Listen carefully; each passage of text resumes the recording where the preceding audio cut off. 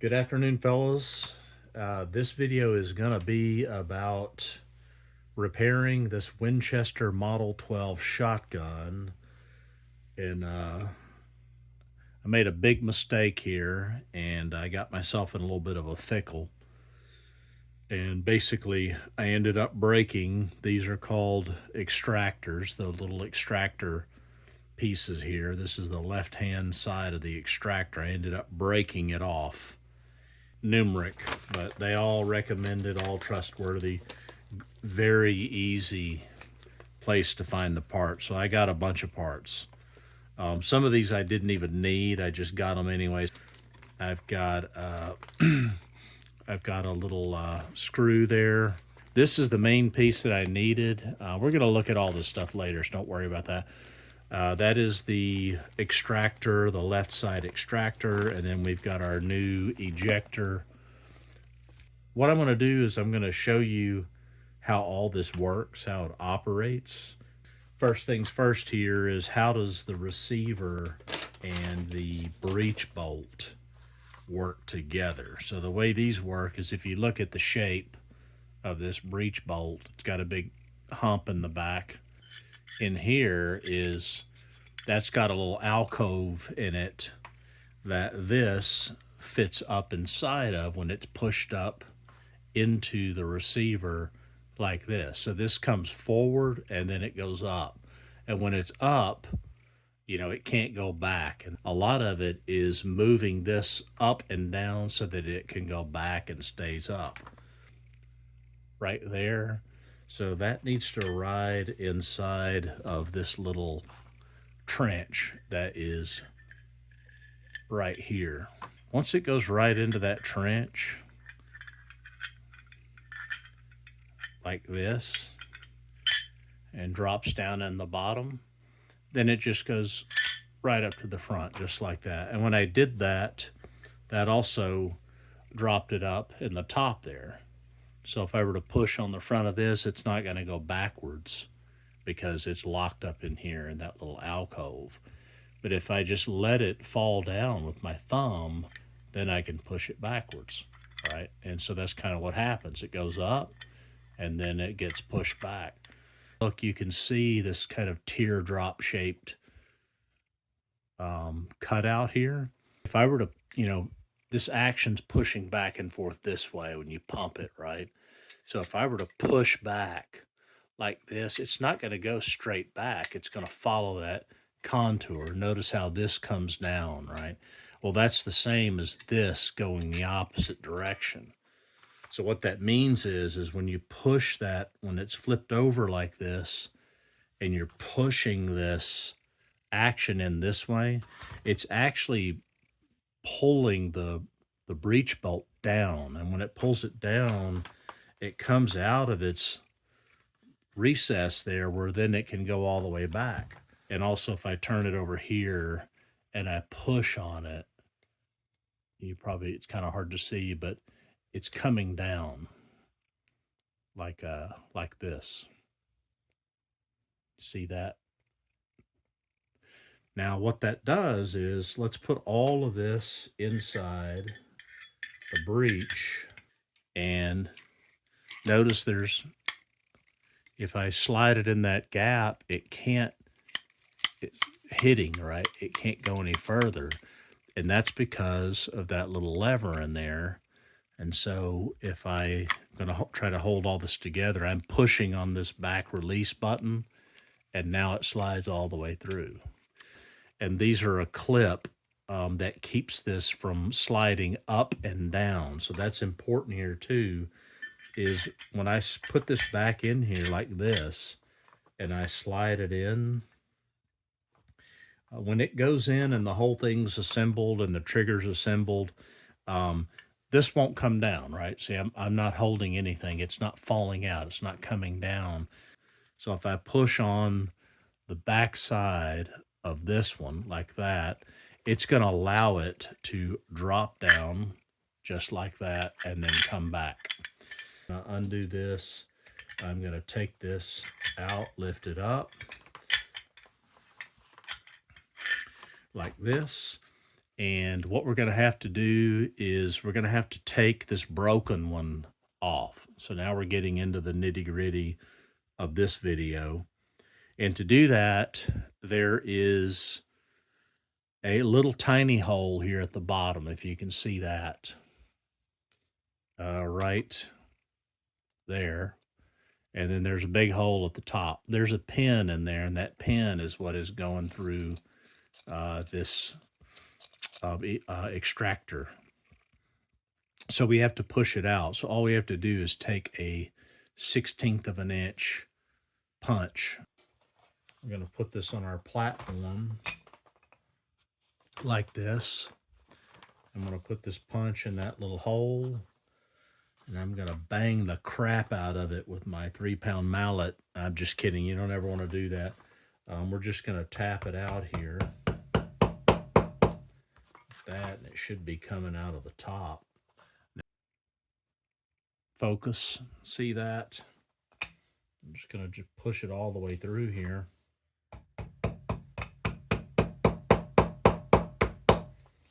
Like that.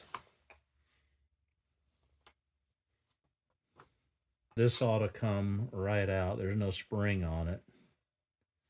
And so that's our broken piece there.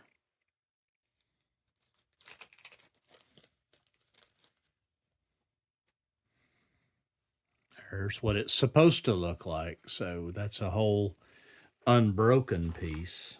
On this one, you can see it kind of fits in there, a little rocker arm thing, but there's a spring that needs to go underneath that lever. So the spring I also messed up, and I got a new spring. Like that. And then I'm going to have to kind of do all this at once.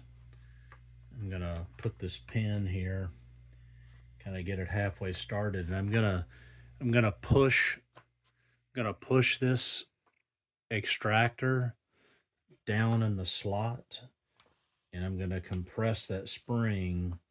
I'm going to have to wiggle it and probably drop a couple of F-bombs until where I can get that pin to go through that hole. It's probably not going to be easy. I can tell already it's gonna give me some trouble. All right, so that took some doing. I ended up positioning it in place and pushing down on it with my pick and then sliding it through, but you get the general idea. Just a little bit of patience.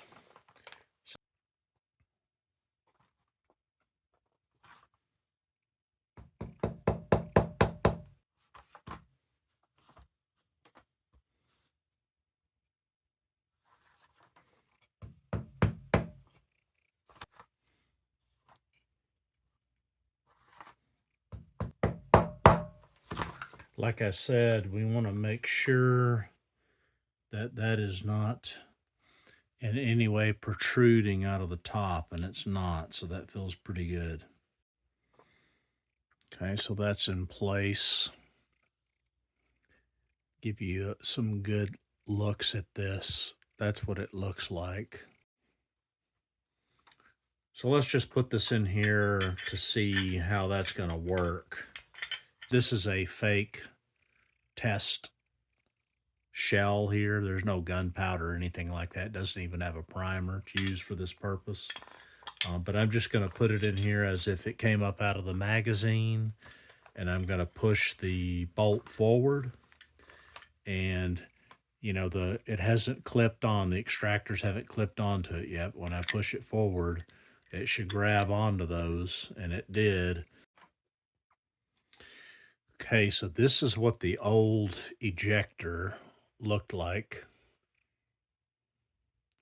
You know, it's got a spring leaf on the back. It's got a little round piece on it that fits inside a cutout on the inside of the receiver. All right, there you go. Kind of hard to film there, but what I did was I had to push this flat with one finger and have it go up underneath the bolt. There's a little channel for it, and then let the back round part of that seat into that pocket right there. Can you guys see that?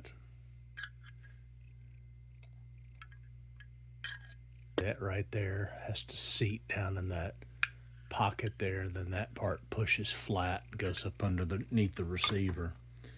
So let's see what this does. Push it back like normal.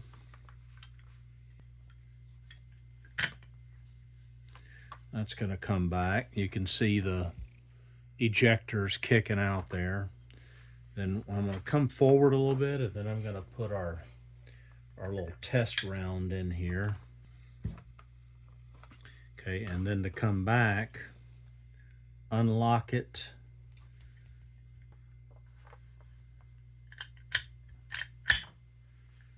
Kicked it out.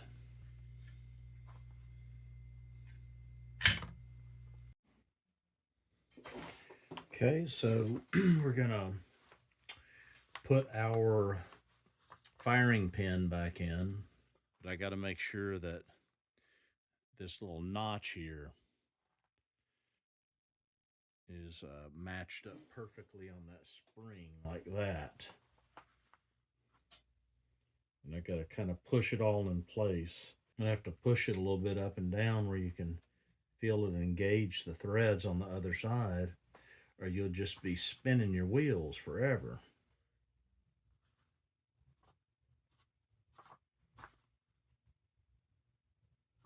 Like that. Okay, that's in there.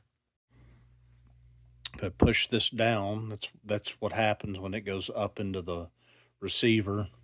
Should be able to push that and see the pin come out in the front right here. Like that. Push it down. See it come out, go back. Okay, we're gonna got the bolt completely put back together, ready to go. So we're gonna start the journey home. Have to put that in, and then we're gonna put the clip in just like we did before. There we go. Snap, snap. Now it should come back. A little more friction because that's in place. Ejector seems to be working okay. So let's go ahead and we're going to put the whole thing back together here. So, okay, we got it all back together, and boy, I love the action there. Much smoother. Got everything cleaned up. You got to love that old Model 12 sound. Classic. So what we're going to do is we're going to load the magazine up with 4 shells. I've got the plug out, and what I'm going to do is, these are test shells too, there's no primer in them. I'm going to load one in, eject 2, then I'm going to fire 2 and eject those.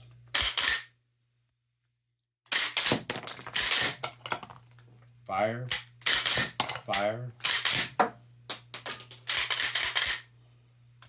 That's pretty smooth. Like that. I think that's going to do just fine. That's it, guys. Hope this helps. Shout out to American Gunsmith for the good old boys that helped me through some of this. And we'll catch you on the next one.